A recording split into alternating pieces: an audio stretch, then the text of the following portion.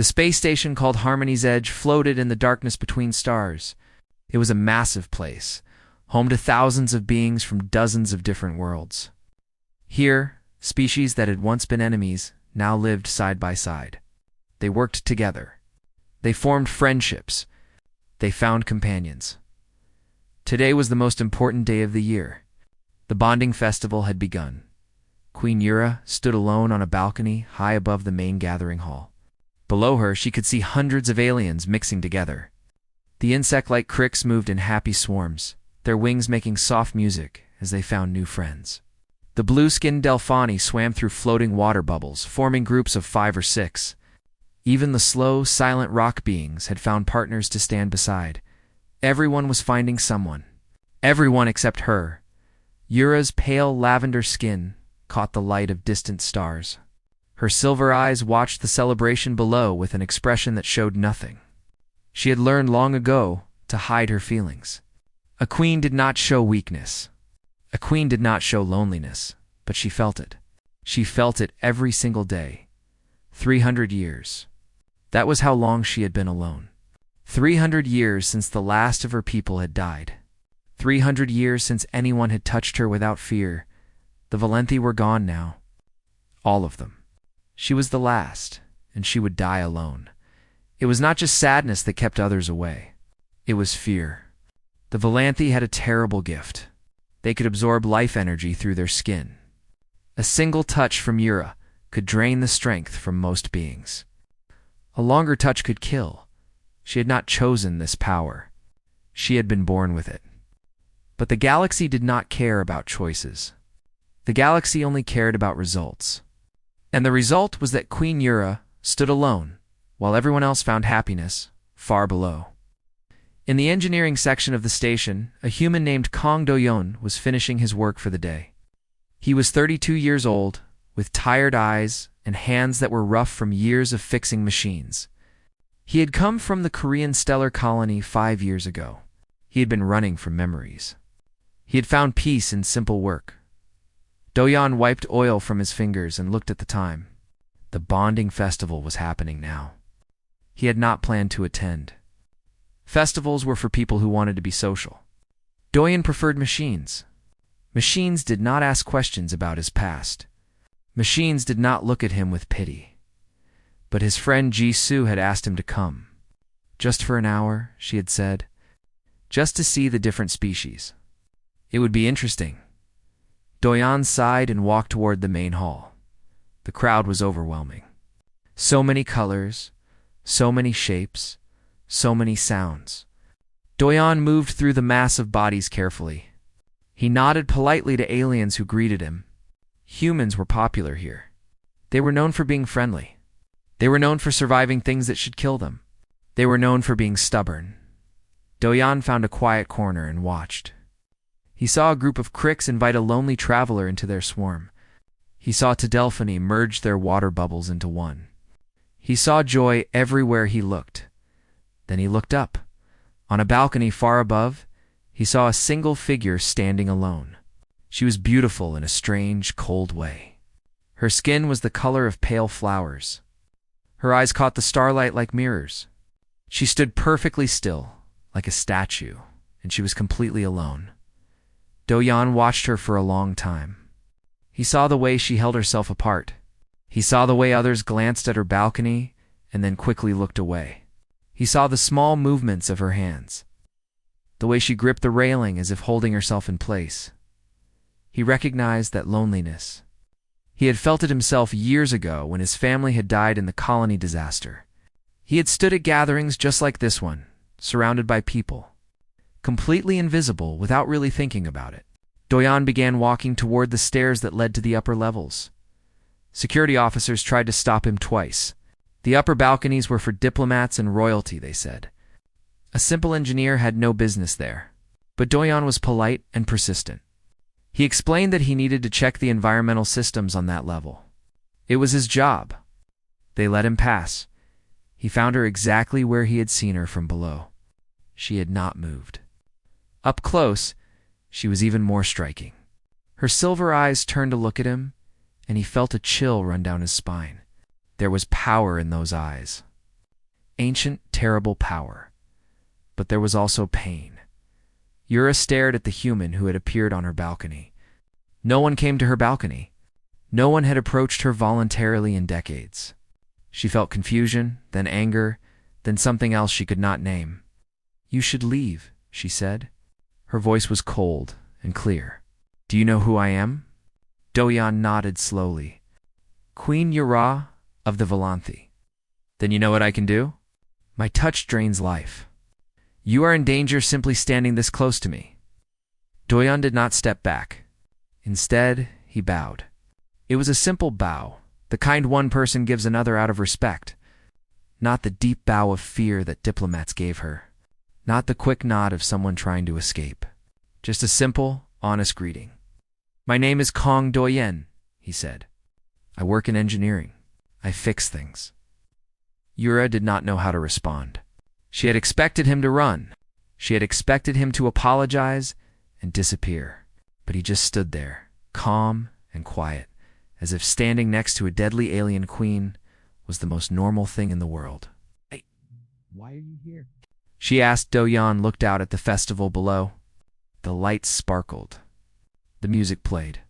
Thousands of beings celebrated together. "You looked lonely," he said simply. "I know what that feels like." Yura felt something crack inside her chest. It was a small crack, but it was there. For 300 years, she had built walls around her heart. She had told herself that she did not need anyone. She had survived alone. She would continue to survive alone. But this human, this simple engineer with tired eyes and rough hands, had looked up and seen her. He had climbed all the way up here just to say hello. "You are a fool," she whispered. Doyen smiled. It was a small smile, a little sad around the edges. "Maybe, but I have been told that humans are good at being fools." For the first time in 300 years, Queen Yura almost smiled back, almost 3 days after the festival. Doyen knocked on the door of Queen Yura's private quarters. He carried a small plant from Earth in his hands. It had tiny white flowers and needed very little care. The door opened. Yura stood there, her silver eyes cold with suspicion. "Why are you here again?" she asked. "I brought you something." Doyen held out the plant. "It is called jasmine. It smells nice, and you do not need to touch it to take care of it. Just water and light." Yura stared at the plant. Then she stared at Doyen. No one had given her a gift in centuries. She did not know what to do. "I told you before," she said slowly. "My touch is deadly. I have killed 3 beings who tried to become my companions. 3 people who wanted to be close to me. They are dead because of me. I will not add you to that number."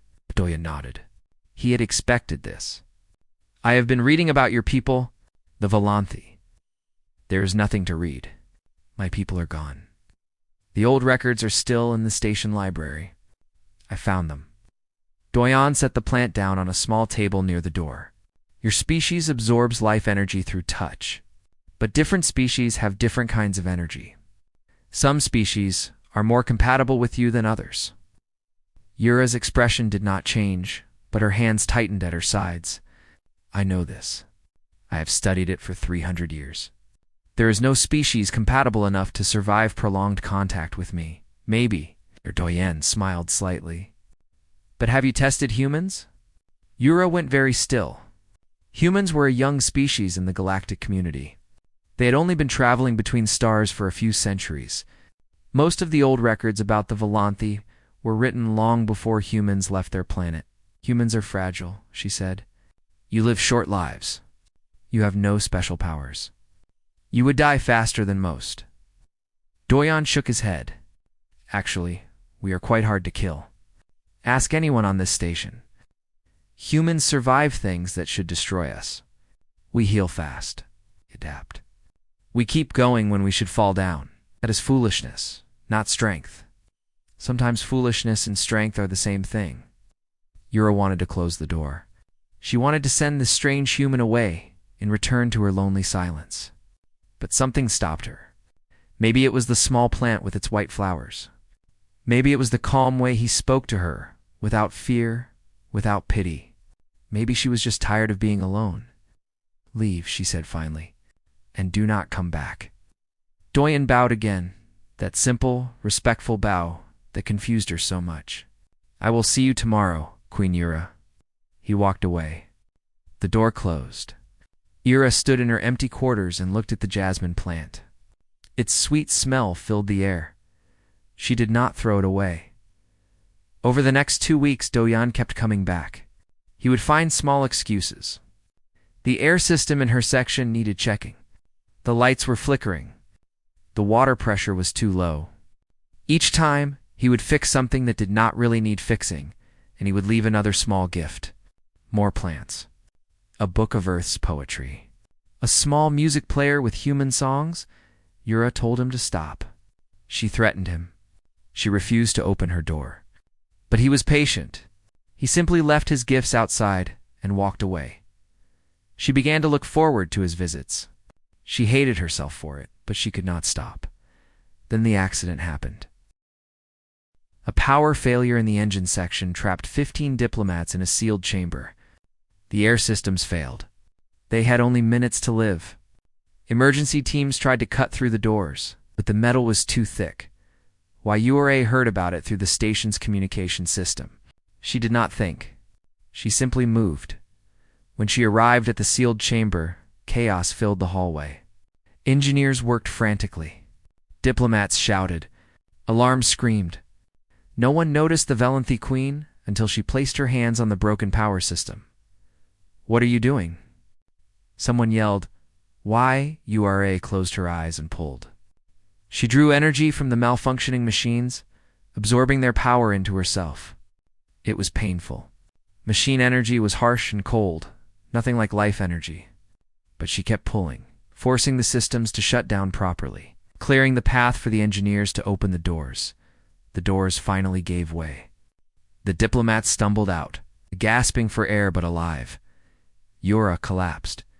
The energy she had absorbed was too much, too fast. Her body could not process it. She lay on the cold floor, barely conscious, her silver eyes dim. Everyone stood back. No one dared to touch her. No one wanted to risk her deadly power. Then Dojan pushed through the crowd. What are you doing? Someone grabbed his arm. She is dangerous. Dojan pulled free and knelt beside her. Yura looked up at him, trying to speak, trying to warn him away. But she was too weak. He took her hand. The drain started immediately. Yura felt herself pulling energy from him, her body desperate to recover. She tried to stop it. She could not stop it. Her power worked on its own, hungry and relentless. But something strange happened. Dojan felt the drain. His vision blurred. His muscles weakened, but he did not fall. His body was already fighting back, already regenerating, already producing more energy to replace what she took. She drained him, and he recovered. She drained him again, and he recovered again. It was like trying to empty a river with a cup. She could take and take, but he kept flowing. After a long moment, Yura let go. She was stronger now, no longer in danger. Doyen sat back on his heels, breathing hard, pale but alive. "See," he said, his voice tired but satisfied. "I told you, humans are hard to kill." Yura stared at him. In 300 years, no one had ever survived her touch like that. No one had ever held her hand and simply refused to die. "You absolute fool," she whispered. Dojan laughed weakly. "Yes, but I am a fool who is still alive." Around them, the crowd had gone silent. They had watched the deadly Velanthi Queen hold hands with a human, and the human had survived. It should have been impossible. It was impossible, but it had happened. Yura sat up slowly. Her body was recovering. The machine energy was fading, replaced by something warmer, something that felt almost like hope. "This changes nothing," she said, but her voice shook slightly. "It changes everything," Doyen replied. "And I think you know it." He helped her stand. His hand touched her arm, and she flinched, waiting for the deadly drain to start again. But he was already recovering. His energy was already flowing back, strong and stubborn, and impossibly human. "We need to talk," he said, "but maybe somewhere more private." Yura looked at the crowd watching them. She looked at the diplomats she had saved. She looked at the engineers who had witnessed the impossible. Then she looked at Doyon, this stubborn human who refused to leave her alone, who refused to die, who refused to let her stay in her lonely darkness. Yes, she said quietly. I think we do. Together, they walked away from the crowd. Yura's hand still rested on Doyon's arm. She was touching someone without killing them, for the first time in 300 years. She was not alone. The months that followed were the strangest and most beautiful of Yura's long life. She and Doyon began meeting every day. At first, they were careful. They tested the limits of their connection in small ways. A brief touch of hands, a light tap on the shoulder. Each time, Yura felt herself drain his energy, and each time, Doyon recovered faster than she could take. It was like magic. It was like a miracle. It was simply human biology doing what human biology did best, surviving. How do you do it? Yura asked one evening. They sat together in her quarters, a safe distance apart. She had learned to enjoy his company even without touching. But sometimes, when she forgot herself, she would reach out and take his hand. And he would let her. Do what? Doyon looked up from the book he was reading. It was an old Earth novel about a man who sailed alone across an ocean. He said it reminded him of her. Survive. Recover. Keep going when you should fall down. Doyon thought about this. I do not know. Humans have always been this way. We are not the strongest species. We are not the fastest or the smartest. But we do not quit. We just keep moving forward, one step at a time. Yura shook her head slowly. Your species is very strange. Yes, he smiled. But useful, apparently. As the weeks passed, Doyon taught Yuta things she had never experienced. He taught her about handshakes, the human greeting where two people grip hands and shake them briefly. The first time they tried it, Yura was so nervous that she nearly broke his fingers. Gentle Doyon laughed, flexing his hand. It is supposed to be friendly, not a battle. Everything feels like a battle when you can kill with a touch, Yura replied. But she tried again, softer this time. It felt strange. It felt wonderful. He taught her about hugs. This was harder. A hug required full-body contact, which meant Yura would drain him much faster. They tried brief hugs first, lasting only a second or two, then longer ones. Doyon grew tired after each one, but he always recovered within minutes. Why do humans do this? Yuta asked after one of their practice hugs. She still held onto his arms, reluctant to let go completely. Why do you press your bodies together like this? It feels good, Doyon said simply. It makes us feel safe, connected, less alone. Yura understood that last part very well. She began to share things with him too. She told him about her homeworld, Valanthi Prime, destroyed by enemies who feared her people's power.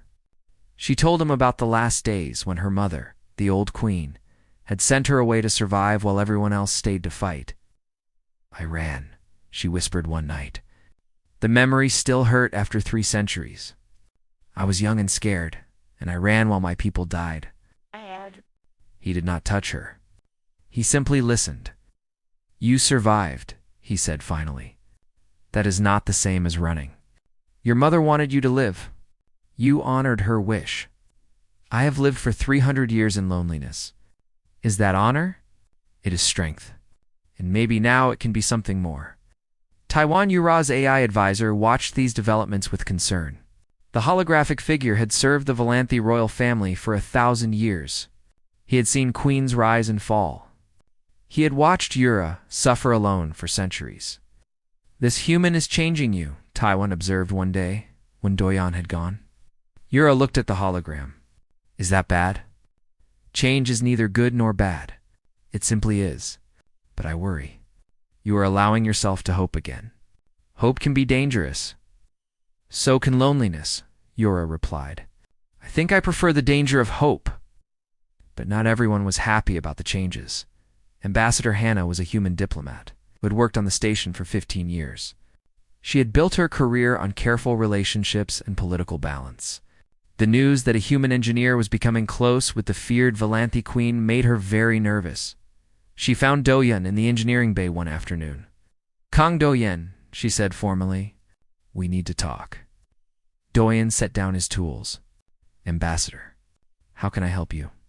"You can stop what you were doing with Queen Yura." Do-Yun's expression did not change. "I'm not sure what you mean. Do not play games with me. The entire station is talking about it. The lonely monster queen has found a human pet. Do you know how this looks? Do you know what this could mean for humanity's position in the Galactic Union? I am not her pet. I am her friend. She is dangerous. She has killed before. She could kill you at any moment. And then what? Humans become known as the foolish species that gets themselves killed by touching monsters." Do-Yun stood up slowly. He was not a tall man, but there was something solid about him. Something that did not bend easily. "Queen Yura is not a monster," he said quietly. "She is a person who has been alone for a very long time. She saved 15 diplomats last month, almost killing herself in the process. And now, she finally has a chance at companionship, and you want me to take that away from her? I want you to think about the bigger picture." "I am thinking about it. I am thinking about a galaxy where different species fear each other instead of understanding each other. I am thinking about how things could be different if people just tried to connect instead of running away." Ambassador Hannah shook her head. "You are naive. Politics does not work that way." "Then maybe politics is wrong." Their conversation ended without agreement. Ambassador Hannah left angry. Do-Yun went back to his work. But he did not know that someone else had heard everything. Yura had come to visit him. She had wanted to surprise him. Instead, she stood around the corner, listening to every word. She heard the ambassador call her a monster. She heard her say that Do-Yun was risking humanity's future by being with her. She heard the truth that she had always known. She was a danger to everyone around her, even to those who tried to help her. Yura walked away silently. Her heart, which had begun to open over these past months, started closing again. She could not do this to Do-Yun. She could not let him destroy his life for her. She had already lost everyone she loved. She would not lose him too, but the only way to protect him was to push him away. That night she made a decision. It broke her heart to make it. But Yura had been breaking her own heart for 300 years. She knew how it was done. Tomorrow, she would end everything. The next morning, Yura sent a formal request to the station commander. She asked that engineer Kong Do-Yun be reassigned to a different section. She asked that he no longer be permitted to enter her quarters or her part of the station. She asked that all contact between them be stopped. The request was approved within hours. No one wanted to argue with a queen who could kill with a touch. Do-Yun found out when he tried to visit her that evening. Security officers stopped him at the entrance to her corridor. "I am sorry," one of them said. "Queen Yura has requested that you stay away. There must be a mistake." Do-Yun felt something cold settle in his chest. "Let me talk to her. Cannot do that. Please leave, or we will have to escort you out." Do-Yun tried to send her messages. She did not respond. He tried to call her quarters. No answer. He waited outside her corridor for hours, hoping she would come out. She never did. Finally, after 3 days of silence, he stopped trying. He told himself that she must have her reasons. He told himself that he should respect her wishes. But late at night, alone in his small quarters, he felt the loneliness creeping back in. He had thought those days were over. He had thought he had found something real. Maybe he had been wrong. Weeks passed. Do-Yun threw himself into his work. He fixed machines. He kept busy. He tried not to think about silver eyes and pale lavender skin and the warmth of a hand that could kill but chose not to. On the station, life continued. The annual diplomatic summit was approaching. Representatives from hundreds of species would gather to discuss trade, peace, and the future of the Galactic Union. It was the most important event of the year. Queen Yura would be there. She was, after all, still royalty, the last of her kind. She had to attend. She appeared at the summit looking exactly as she had before she met. Do-Yun, cold, perfect, alone. She stood apart from the other delegates. her silver eyes distant, her face showing nothing. But those who had known her during the past months noticed something different. She seemed smaller somehow, dimmer. The light in her eyes had faded. She moved slowly, as if every step required great effort. Taiwan saw it too. The AI advisor had watched his queen for centuries. He knew something was very wrong. "You are dying," he said to her privately after the first day of the summit. Yura did not deny it. "I am fine. You are not. I have been monitoring your vital signs. Your energy levels are dropping. You are not eating. You are not sleeping. This is not fine. It will pass." "No, it will not." Taiwan's holographic form flickered with distress. "I have seen this before. When Valanthi form deep bonds with compatible beings, breaking those bonds causes a decline. Your body is mourning a connection that was severed too soon." Gura closed her eyes. "Then let it mourn. I did what I had to do. You did what you thought you had to do. But you were wrong. That human was good for you. You were becoming someone new, someone better. And you threw it away because you were afraid. I threw it away to protect him. From what? From his own choice? He chose to be with you, knowing the risks. You had no right to make that decision for him." Yura turned away. She could not look at Taiwan. She could not look at anyone. "It is done. There is no going back." But Taiwan was very old, and he had learned that sometimes loyalty meant disobedience. That night, while Yura slept fitfully, the AI sent a message to engineer Kong Doyon. Doyon read the message 3 times. His hand shook as he held his datapad. "The queen is dying. The bond you formed with her cannot be broken without consequences. She severed it to protect you, but she is paying the price. If you still care for her, come to the summit tomorrow. She needs you, even if she will not admit it." Doyon did not sleep that night. He sat in his quarters, thinking about everything that had happened. He thought about the lonely figure on the balcony. He thought about the first time she almost smiled. He thought about the way her hand felt in his. Cold and dangerous and somehow perfect. She had pushed him away to protect him. That was exactly the kind of foolish, self-sacrificing thing she would do. And now she was dying because of it. The next morning, Doyon put on his cleanest uniform and went to the summit. The great hall was full of delegates from across the galaxy. Security was everywhere. Engineers like Doyon had no business being there, but he had spent months learning the back passages of this station. He knew every maintenance tunnel, every forgotten corridor, every unlocked door. He found his way into the hall. Just as the main session was beginning, Queen Yura sat in her designated place, surrounded by empty chairs. No one wanted to sit near her. She looked thin and pale, her silver eyes dull, her hands folded in her lap like a statue. Doyon walked straight toward her. People noticed. Security officers moved to intercept him. Delegates whispered and pointed. The whole room seemed to hold its breath. "Stop," a guard commanded. "You are not authorized to be here." Doyon kept walking. Other humans in the crowd recognized him. They knew what he had done for the queen, how he had helped her, how they had become close. Some of them moved to block the guards, creating confusion. Buying him time, he reached Yura just as she looked up. Her silver eyes went wide. For a moment, she looked like she had the first time they met, cold and suspicious and afraid. But underneath that, Doyon saw something else. Hope. Terrible, desperate hope. "You should not be here," she whispered. "You should not be dying," he replied. "I am not. Do not lie to me. I know what you did. I know why you did it. And I am telling you now, you were wrong." Yura stood up. The whole assembly was watching them now. Hundreds of eyes, dozens of species, all focused on the human engineer and the vampire queen. "I was protecting you," she said, her voice cracking. "They will never accept us. They will make your life impossible. They already think you are a fool for associating with me. Then let them think it. I do not care about what they think. I care about you. Why?"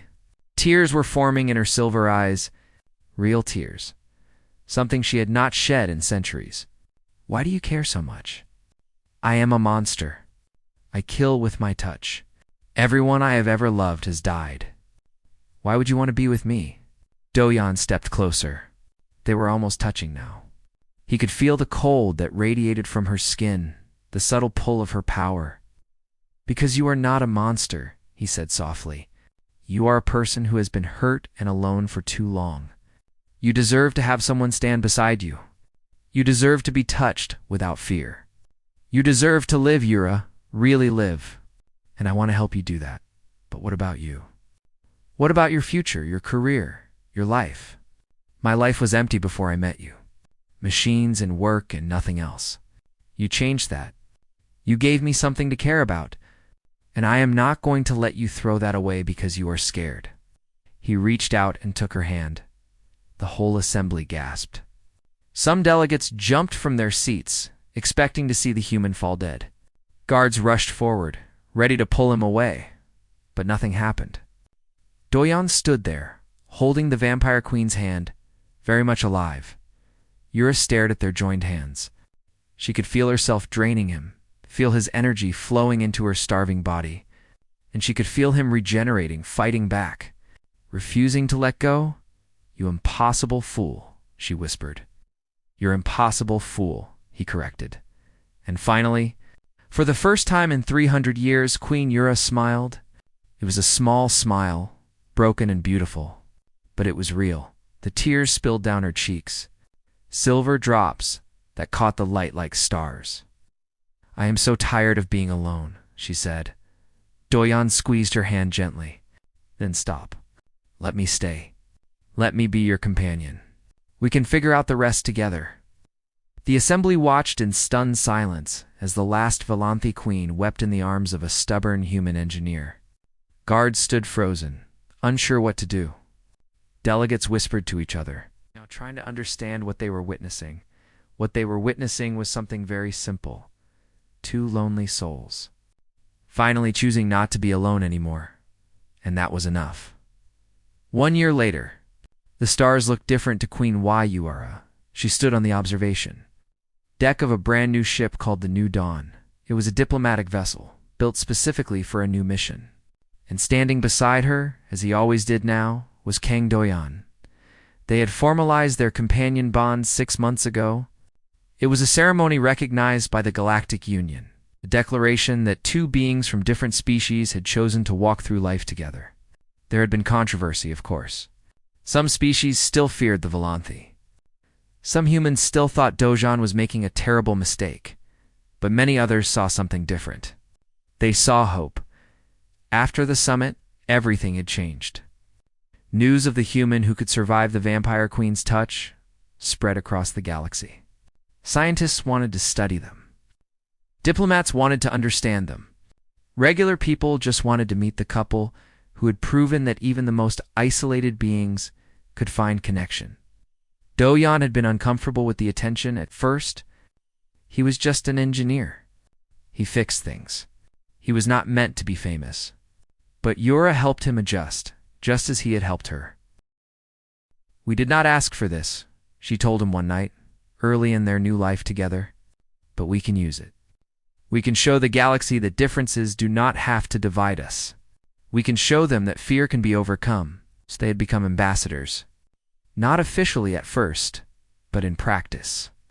They traveled to different stations and planets, meeting with species who had been afraid of the Valanthi, showing them that Yura was more than her deadly power, showing them that humans were more than their reputation for stubbornness, although Do-yeon admitted the stubbornness was definitely accurate. The research into human Valanthi compatibility had produced fascinating results. Scientists discovered that human beings had an unusual energy signature.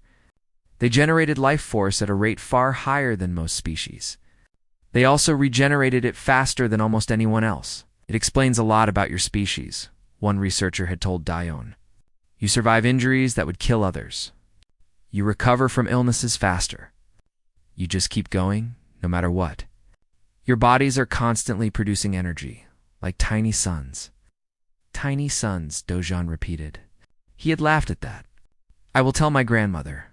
She always said humans were special.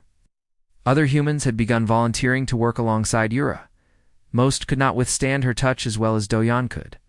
Their bond had made him more resistant over time, more attuned to her energy. But some humans could handle brief contact, and that was enough to help Yura feel less isolated. She had started teaching again, too. The Velanthi had once been known for their knowledge of energy and its uses. Yura began sharing that knowledge with interested students from across the galaxy. She could not pass on her power, but she could pass on understanding. The Velanthi will not continue through blood, she said at her first lecture, but they can continue through wisdom, and that is enough. Tonight, they were preparing for something new. The New Dawn had received a transmission from a distant part of the galaxy. Another isolated species had heard about the Velanthi Queen who found a companion. They wanted to know if there was hope for them too. Yura looked at the message on her screen. The species called themselves the Hollow. They were energy beings who existed in a state between solid and light. For thousands of years, they had been shunned because other species could not see them properly. They appeared as shadows, as ghosts, as nightmares. They were desperately lonely. "What do you think?" Doyan asked, reading over her shoulder. "I think we have work to do," Yura replied. She turned to face him, her silver eyes bright with purpose. "I think there are many beings in this galaxy who have given up on finding connection. And I think we need to show them they are wrong." Doyan nodded. He reached out and took her hand. It had become automatic now, this simple gesture of connection. She still drained energy from him every time they touched. He still recovered. They had found their balance. "Before we answered them," Yura said, "I want to ask you something, anything. Why did you approach me that first day? At the festival.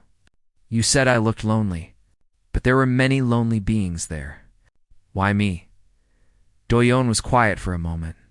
He thought about that day, which seems so long ago now. He thought about the balcony, the silver eyes, the perfect stillness of a queen who had forgotten how to hope. "I saw myself in you," he said finally. "After the colony disaster, after I lost my family, I was alone for a very long time. I went to gatherings and felt invisible. I stood in crowds and felt completely separate from everyone around me." Yura listened without speaking. This was something he had never fully explained before. "That night, I looked up and saw you standing apart from everyone, and I thought, there is someone who understands. There is someone who knows what it feels like to be surrounded by people and still be completely alone. And I thought maybe, if I was brave enough to reach out, we could be alone together instead." Yura felt tears forming in her eyes again. She had cried more in the past year than in the previous 3 centuries. Doyan said that was healthy. Doyan said that meant she was healing. "It changed everything for me," she whispered. Doyan smiled his gentle smile. "No, we changed everything for each other." They stood together in the observation deck, looking out at the stars. So many worlds out there. So many species. So many beings who had given up on finding connection. "Are you ready?" Ura asked. "Always," Doyan replied. She opened the communication channel and prepared to answer the message from the Hollow. But before she spoke, she paused. "What should I tell them?" she asked. "What should I say to a species that has lost hope?" Doyan thought about this. He thought about his own journey, from grief to isolation to unexpected love. He thought about Yura, the last of her kind, who had been alone for 300 years and had finally found someone to hold her hand. Tell them that hope is not something you find. It is something you choose. Tell them that connection is possible, even when it seems impossible. Tell them that sometimes all it takes is one stubborn person who refuses to look away. Yura smiled. It was still a small smile, but it was warm now. Real. "One stubborn human," she corrected. "One stubborn human," Doyan agreed. "We are very good at being stubborn." She activated the transmission. On the screen, a swirling form of shadow and light appeared. The Hollow had been waiting for their response. "This is Queen Yura of the Velanthi," she said. "I received your message, and I want you to know that there is hope. There is always hope." The shadow being flickered. When it spoke, its voice sounded like wind through empty halls. "How can you be sure?"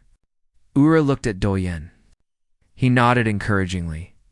Because I was like you, she said. I was alone for 300 years. I believed I would never find connection. I believed I would die in isolation. But I was wrong. A human found me. A stubborn, foolish, wonderful human who refused to give up on me. And now, I am not alone anymore. Could that happen for us? Yura smiled.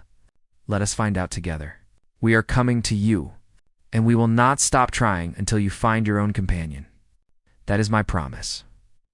The transmission ended. The new dawn began moving toward its destination. And in the observation deck, the last Velanthi queen held hands with her human companion and watched the stars fly by. They had a long journey ahead, many challenges to face, many lonely beings to help, but they would face it all together, and that made all the difference. The end.